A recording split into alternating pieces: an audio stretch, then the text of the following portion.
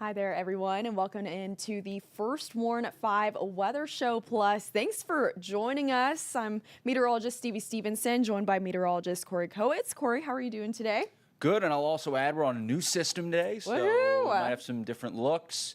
Stevie has learned very quickly how to do this. A lot of moving parts, so very impressive, but we also have a lot of weather.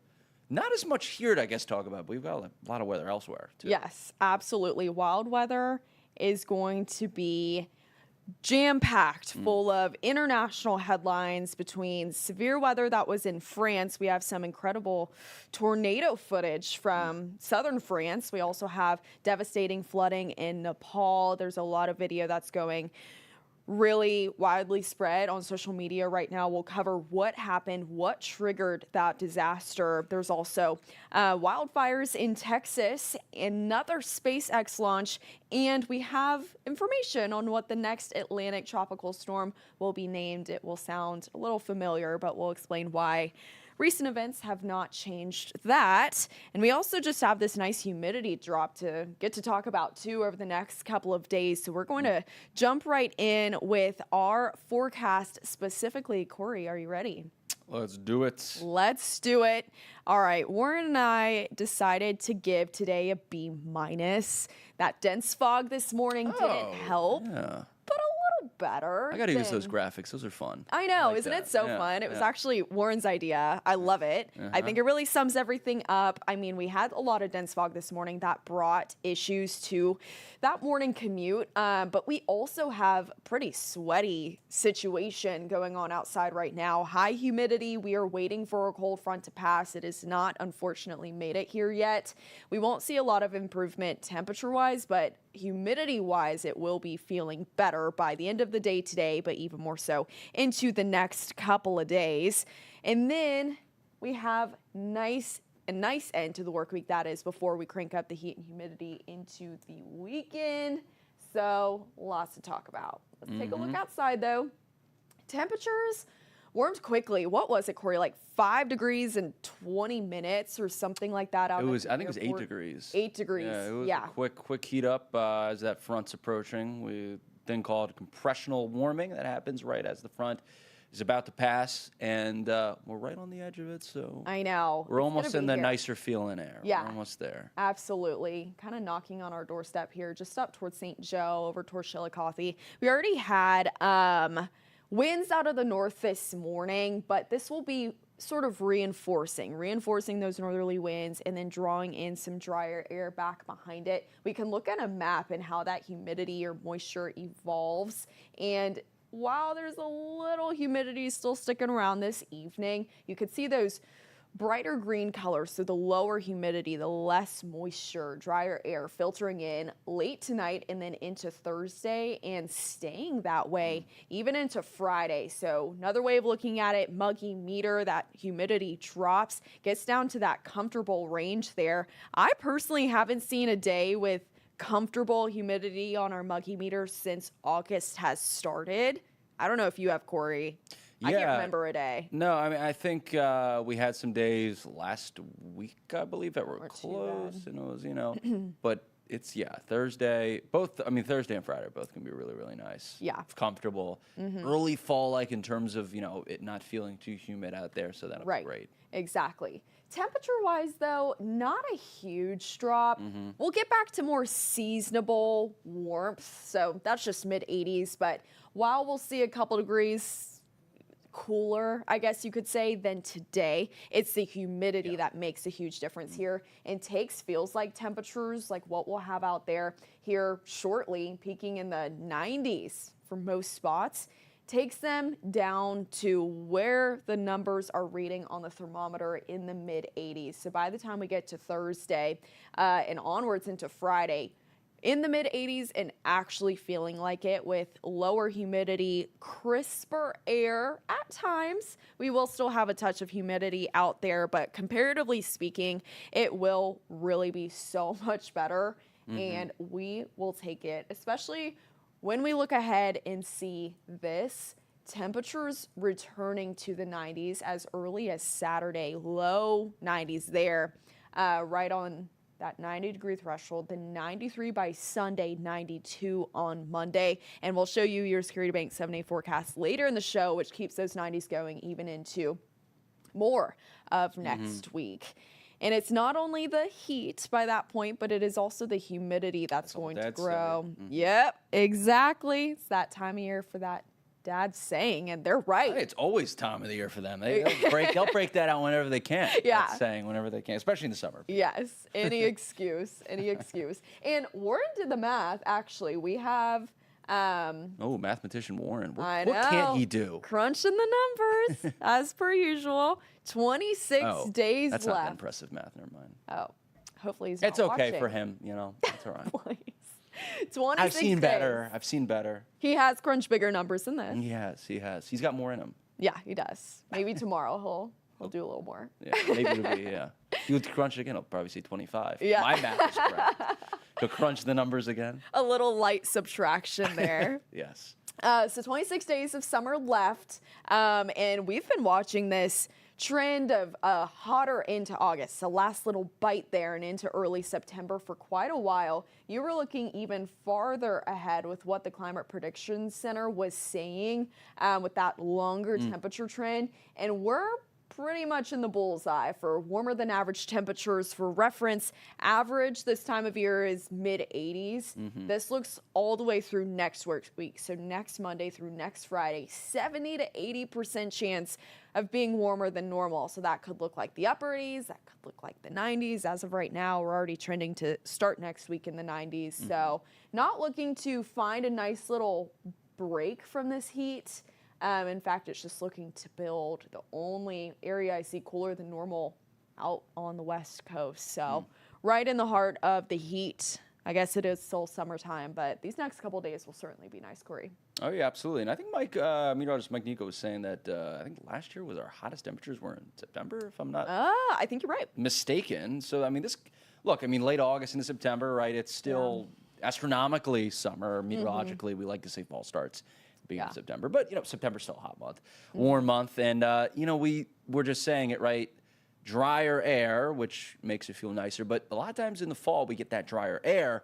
But when it's drier, it can allow it to get hotter. Sometimes we get some toasty temps for sure. But climatologically speaking, once we're getting to September, those average highs really start to drop. And those hotter days become farther and fewer between, which is... I'm so ready for that. I'm so ready. I know. I decided about a week ago that I was done with summer. I verbalized it. I think I got what I wanted with the warmth and the sunshine. I think I'm ready for those fall feels. And more importantly, football, Cory. Oh, yes. I mean, hey, where's the football weather? I will say, I think out at the Chiefs game on Friday, it's going to be feeling pretty good. Warm start, warm tailgates, warm kickoff, but less humid even still by then. So if your plans take you out to Arrowhead, anywhere around town, going to be feeling quite nice. And you mentioned drier air helps temperatures heat up more efficiently or faster, also helps them cool down more efficiently and faster too. So by the last play, mid 70s, dry air, I think it's going to be feeling real great. Not jacket weather yet, but at least a taste. Perfect. it's gonna be like room temperature, basically. Yeah, we'll take it. I don't know if Stevie room temperature for Stevie's a little hotter, but I guess it would be 75. Yeah. But isn't it funny though how 75 with let's say climate control, we're not gonna have humidity inside. But isn't it funny? I feel like 75 outside with no humidity feels so much cooler than 75 inside. 75 inside. I agree. Maybe it's the stuffiness and not enough airflow. That's probably something to it too. Yeah, maybe it's like the wind. There's this thermostat battle sometimes between a meteorologist. Some like a little cooler. It's the whole thing. The ladies like it a little warmer in there. Yeah. But we sacrifice. We go down to the low 70s. We compromise. Yes. We flip it back and forth depending on who's coming in after us. Yes, exactly. All that stuff. Yes. Cory's always very nice to turn the thermostat back up for me before I get in the next morning. So do appreciate that. I do. I've been forgetting though. That's okay. I will do that more often now. We've Sometimes I forget. And that's okay. I know that the thought is there.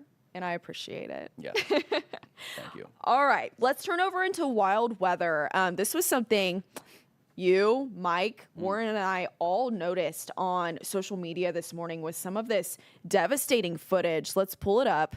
This is in Nepal.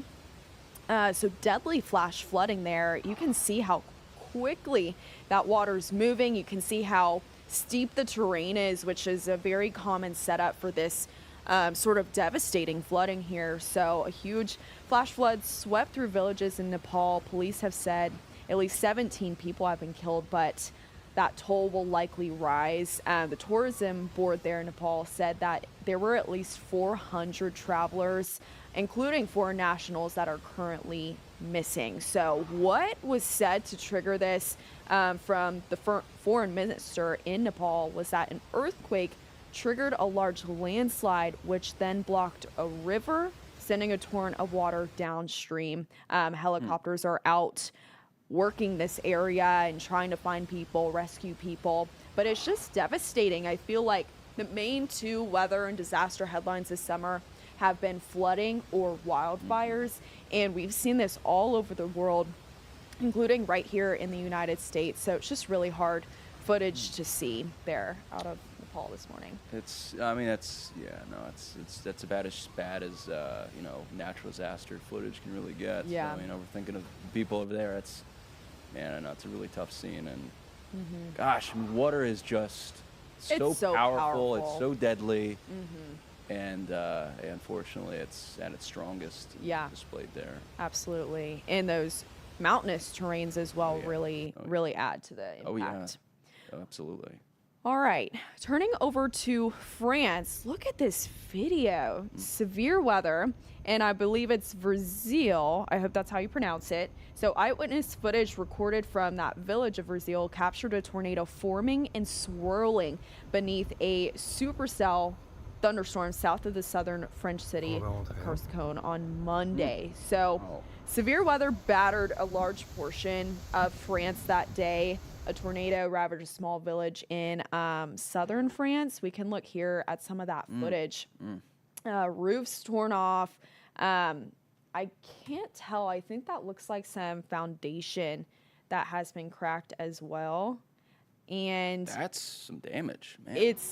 And to think, like, this is in France. So I was curious. I wonder what that looks like maybe EF2 or 3. Incredibly strong. I know. Even the structure on that previous video it looked incredibly violent. So, according to Meteo France, the national weather agency over there, a few dozen tornadoes occur each year in mainland France, but most of them are low intensity. So something like this is sort of unprecedented for the area.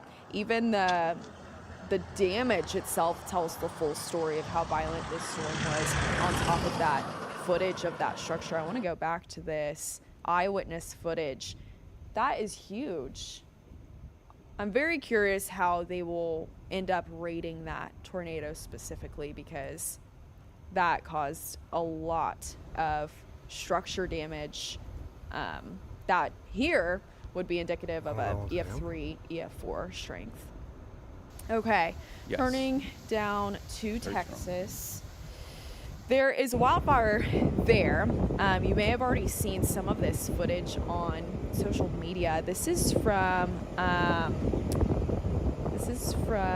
Texas, so Palo Pinto County. There we go. This is from the Texas A&M Forest Service, and this is the Ross Fire. So this is west of the Dallas-Fort Worth Metroplex by a lot. It's about a couple-hour drive west of that. And this is off the Brazos River. And we'll look at some aerial footage now. You can see how large this fire is. As of this morning, they estimated it to be 80,000 acres.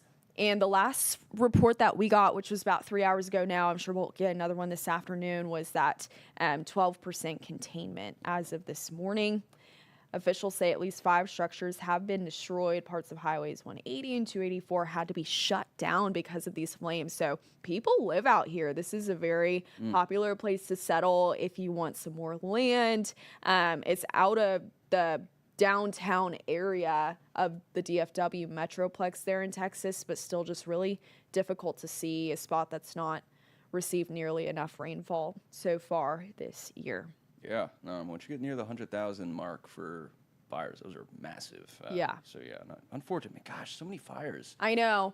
This summer, and also I mean, very hot in Europe, and I just feel like we've been seeing more severe weather. I'm sure that's probably tied together. I'm the hotter, sure more humid, probably temperatures over there. Yeah. But yeah, and also the other extremes, dry and hot too. Yeah, it's been a huge dividing line across the United States this year of who got rain, snow, that is last winter as well, and who didn't. And we've seen some very devastating wildfires all across the West, but now wildfire season picking up there in the Lone Star State. Now, in other news, there was another SpaceX launch this morning. So early this morning, SpaceX Falcon 9 launched 24 Starlink satellites to low Earth orbit from Space Launch Complex 4 East at Vandenberg Space and liftoff of a Starlink Have you ever seen Starlink? I was just going to say, when I was in Tucson, we would always see it on the western horizon. Very clearly, it was this bright streak, and then it had these flares of neon green blue light coming out. It was, I mean, I have pictures. It's pretty incredible. And every time we knew about it, we'd say quickly, all right, guys, look, if there's clouds or anything, if you could see it. And everyone was like, man, I mean, we would get so many viewer photos from it. Yeah. And they launch pretty frequently, so that was always cool to see. Yeah, I feel like I hear about a new launch every other week at this point. I'm sure the weather has just been better for them. I'm sure they're trying to get more up in space in the sky while they can, but I've never seen one actually, at least not one that I knew that's what it was. So You'll see, I mean, it is unmistakable in the sky. It is so bright. The trail it leaves is incredible. Like it's really cool. Warren said that he had seen one as well. I'm kind of jealous. Y'all are catching all these all these things. I need to look up a little more often. All right, so we also want to talk about the next Atlantic tropical storm. There are a couple areas of potential development out there in the tropics, in the Atlantic, but this next one has an interesting name. It will be named Dolly. So that will be the next tropical storm that develops in the Atlantic this hurricane season. The timing, though, with Dolly Parton's really tragic passing is only pure coincidence and has no connection to her death. So storm systems, tropical storm systems, are named by procedures set by the World Meteorological Organization, and the lists of names are reused every 6 years. So there have actually been numerous Dolly Atlantic storms, and I heard that the first year that Dolly was used to name an Atlantic tropical storm was actually the year that Dolly Parton was born. I saw that yesterday. So really? That was back I didn't know that. 1940s. Wow. Yeah, very crazy coincidence here, but of course no direct connection. They are reused every 6 years, and for the Atlantic region, the lists are alphabetical and alternate between male and female names. So we have barely been able to use any names so far this year. It's been very quiet in the Atlantic basin, but of course very active in the Pacific basin. All right, we are going to take a quick break. We will be right back here with a look at some nice little helpers out at a Colorado airport, how they are helping clear vegetation near runways, and also a very interesting moment of science about rattlesnakes. We will be right back.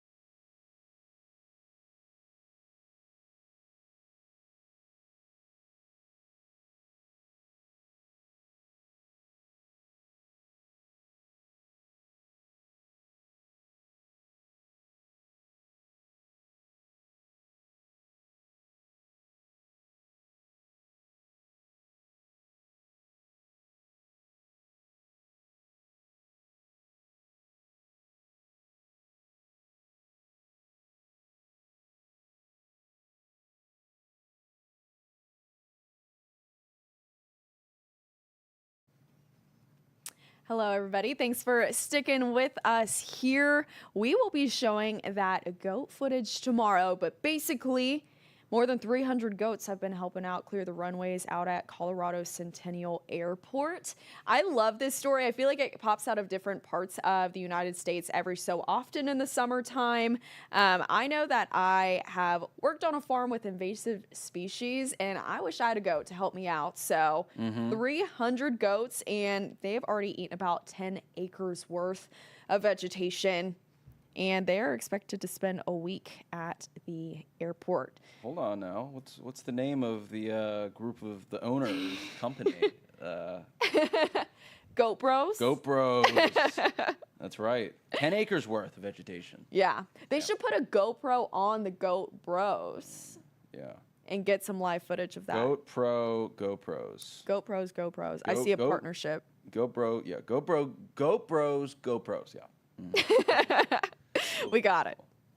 All right, now we're going to talk about the Moment of Science package. I may have to turn away at some points during this, Cory. It's about rattlesnakes. I don't do well with snakes, but some really fascinating information in here. Let's take a listen.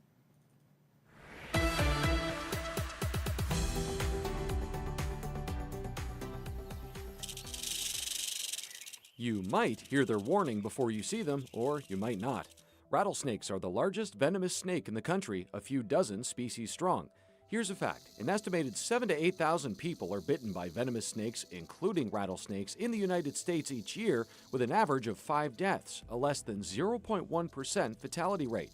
And now for the fiction. Once it's established, it's really hard to reverse misinformation. Dr. Bill Hayes at Loma Linda University says there's been an idea going around for a while now that people should be even more wary of younger rattlers than the adults. So the myth is that the baby rattlesnakes are more dangerous. And the explanation is that they dump all their venom in a single bite. They can't control it. They therefore give all of it. That notion is silly for a few reasons, one being that the babies don't have anywhere near the amount of venom an adult has. Smaller heads, smaller glands, but smaller fangs and a lighter bite force. So no, it's not going to be able to deliver its venom as deep.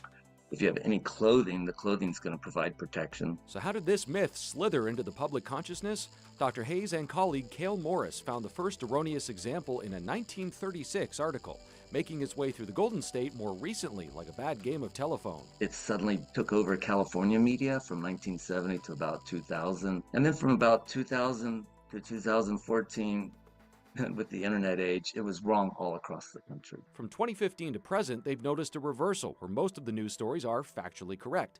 He attributes that to a shift in which experts in their field are being asked. Earlier, it was more so physicians, healthcare providers, and emergency first responders.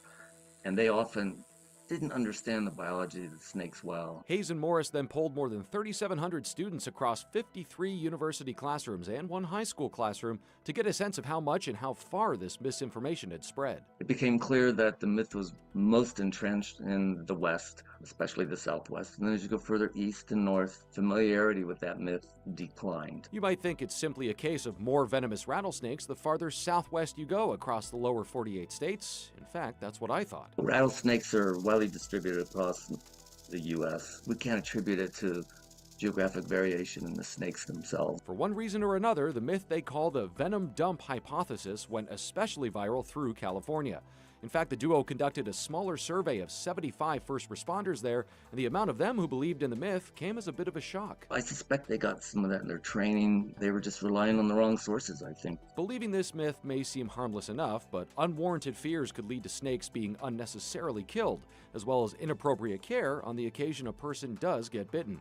Dr. Hayes plans to target health professionals and first responders as a priority audience to tip the scales for a proper education. It can help dispel the misinformation and correct it, but can also help reinforce it. It's just human nature. For this week's Moment of Science, I'm Dan Smith.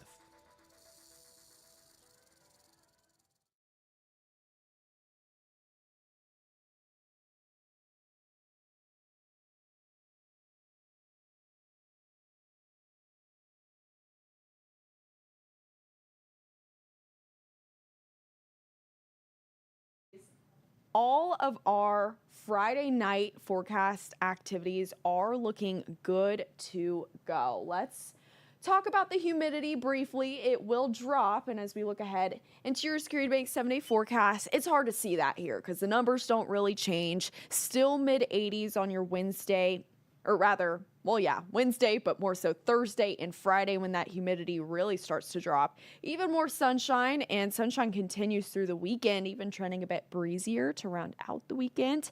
Rain chances really don't return into the picture into early next week. Low end rain and storm chances there. But that's also when the heat and humidity also crank back up. So a lot of changes on the way here.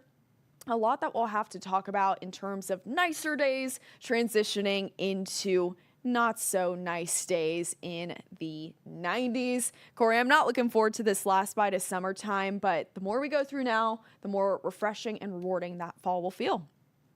That's right. We're getting near the end-ish of the hot season.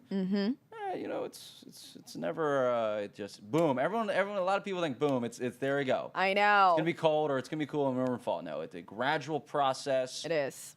But that's the way I like to describe it. Hotter days become farther and fewer between. The longer you go along the next couple months. Yeah, absolutely.